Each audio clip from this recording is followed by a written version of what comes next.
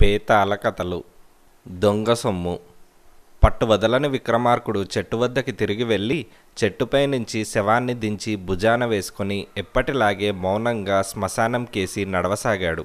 అప్పుడు శవంలోని బేతాళుడు, రాజా, నీ ప్రయత్నం మంచిదే కావచ్చు, కానీ సదుద్దేశాలకు కూడా దుష్ఫలితాలు కలగవచ్చు.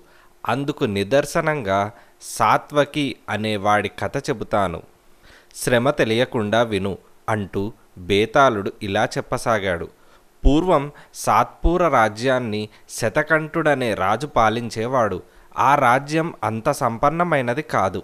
ఆ కారణం చేత రాజు కూడా అట్టే ధనవంతుడు కాడు. ప్రజలు పేదవారు. అందుచేత రాజు తనకున్న దానిలోనే ప్రజలకు ఏదో ఒక రూపంలో ధన సహాయం చేస్తూ మంచి పరిపాలకుడు అనిపించుకుంటూ ఉండేవాడు. సాత్పూర రాజ్యం ఏమంత సుభిక్షం కాకపోయినప్పటికీ అక్కడికి అనేక మంది వర్తకులు సాహసవంతులై సముద్ర వ్యాపారం చేసి అంతులేని ధనం ఆర్జించారు.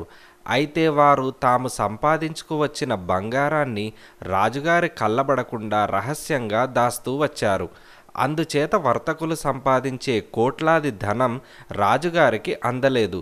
దానితో దేశ దారిద్ర్యం తీరే అవకాశం కూడా లేకపోయింది. వర్తకులు చేసే ఈ దుర్మార్గం కర్ణాకర్ణిగా రాజుగారికి తెలియవచ్చింది. వర్తకులందరూ తమ తమ ఆస్తి వివరాలన్నిటినీ తనకు తెలియజేయాలని, అంతకు మించి ఎవరి వద్దైనా ఉంటే తాను తీసుకుంటానని రాజు ప్రకటన చేశాడు. వర్తకులందరూ తమ ఆస్తి వివరాలను రాజుగారికి తెలిపారు. అనేక సంవత్సరాలుగా వారు ఆస్తులలో చెప్పుకోదగిన ఎదుగు పొదుగు లేదు. అందుకు రాజు, మీరంతా సముద్ర వ్యాపారాలు సాగిస్తున్నారు కదా, లాభమేమీ రావటం లేదా అని రాజువారిని అడిగాడు. అందుకు ఆ వర్తకులు, మహారాజా, లాభాలు వచ్చే మాట నిజమే, కానీ అది తక్కువ. పడవలు కూడా మునిగిపోతాయి. సముద్రపు దొంగలు సరుకు దోస్తారు. కలాసులు తిరగబడతారు.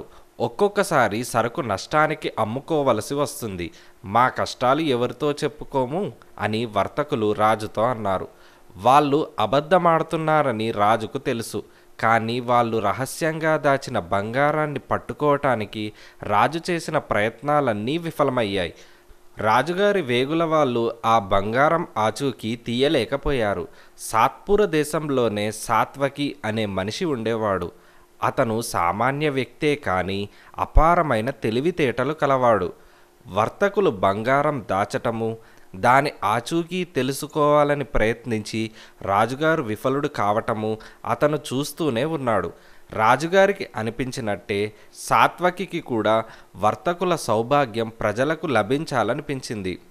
అందుచేత సాత్వకి చిల్లర వ్యాపారస్తుడల్లే నటిస్తూ వర్తకులకు జీతము బెత్తము లేని సేవలు చేసి పెడుతూ వారి అభిమానాన్ని సంపాదించాడు. ఆ తర్వాత వారి రహస్యాలు పసికట్టటము, వారు తమలో తాము మాట్లాడుకునేటప్పుడు ఉపయోగించే సంకేతాలు అర్థం చేసుకోవటము అతనికి ఏమంత కష్టం కాలేదు. అటు తర్వాత సాత్వకి ఒక్కొక్క వర్తకుడి నిధిని కొల్లగొట్టసాగాడు.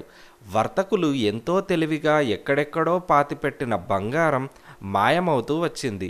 దొంగ ఎవరో తెలియదు.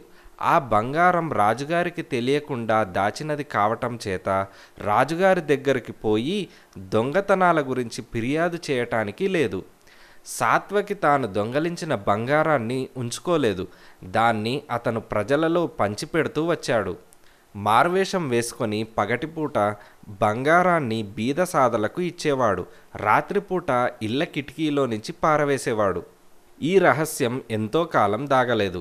కటిక దరిద్రుల దగ్గర కూడా బంగారం మెసులుతూ ఉంటే రహస్యం ఎలా దాగుతుంది? బంగారం దగ్గర ఉన్నవారందరినీ తన వద్దకు తీసుకురమ్మని రాజుగారు తన భటులను నియోగించాడు. తమకు ఎవరో ఇచ్చినట్లు వాళ్ళు చెప్పారు. వర్తకులు దాచిన బంగారాన్ని ఎవరో దొంగలించి ప్రజలకు పంచిపెడుతున్నట్టు రాజు ఊహించి ఆ పని చేస్తున్న వాళ్లను మెచ్చుకున్నాడు. బంగారాన్ని రహస్యంగా పాతేస్తే కనుక్కోవడం కష్టం కానీ దాన్ని ప్రజలకు పంచేవాళ్లను పట్టుకోవటం తేలిక. రాజభటులకు సాత్వకి త్వరలోనే దొరికిపోయాడు. దొంగతనం చేసిన నేరానికి విచారణ జరిపి సాత్వకి రాజు కారాగార శిక్ష విధించాడు. అతను పట్టుబడ్డాక ప్రజలలో బంగారం పంచిపెట్టే వాళ్ళు లేకపోవటం చేత బంగారాన్ని దొంగలించినవాడు అతను ఒక్కడే అన్నది స్పష్టమైంది. బేతాళుడు ఈ కథ చెప్పి, రాజా, శతకంఠుడు సాత్వకికి సన్మానం చేయక దొంగగా పరిగణించి ఎందుకు శిక్షించాడు? తాను కనుక్కోలేకపోయిన దొంగ బంగారాన్ని సాత్వకి బయటకి తీశాడు కదా. తను కోరినట్టే ఆ బంగారాన్ని ప్రజలకు పంచాడు కదా. అటువంటప్పుడు రాజు దృష్టిలో సాత్వకి నేరస్తుడు కావటానికి కారణం ఏమిటి?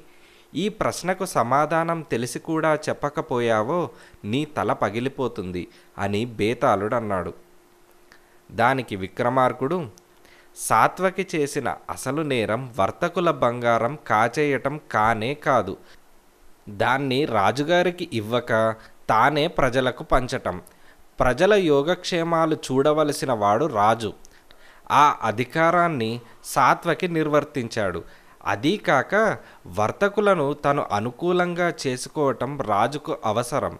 తమ బంగారాన్ని హరించిన వాణ్ణి శిక్షించినందుకు వర్తకులు రాజుకు సముఖులవుతారు.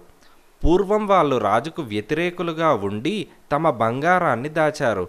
బంగారాన్ని ప్రజలలో ఉంచటం కన్నా బంగారాన్ని సంపాదించటం దేశానికి ఎక్కువ మేలు. సాత్వకి ఉన్న బంగారాన్ని మాత్రమే పంచగలిగాడు. వర్తకులు నిత్యము బంగారాన్ని సంపాదిస్తూ ఉండగలరు. అందువల్ల కూడా వర్తకులు తనకు అనుకూలించటం రాజుకు అవసరం. ఇప్పటికే కొందరి వర్తకులకు సాత్వకి వల్ల బుద్ధి వచ్చింది. వారిని చూసి ఒకవేళ మిగిలిన వర్తకులకు బుద్ధి రాని పక్షంలో సాత్వకిని కారాగృహం నుంచి విడిచిపెట్టటం రాజు చేతిలో ఉన్న పనే. అందుచేత రాజు బాగా ఆలోచించే సాత్వకిని ఈ విధంగా దండించాడు అని విక్రమార్కుడు జవాబిచ్చాడు. రాజుకు ఈ విధంగా మౌనభంగం కలగ్గానే బేతాళుడు శవంతో సహా మాయమై తిరిగి చెట్టెక్కాడు.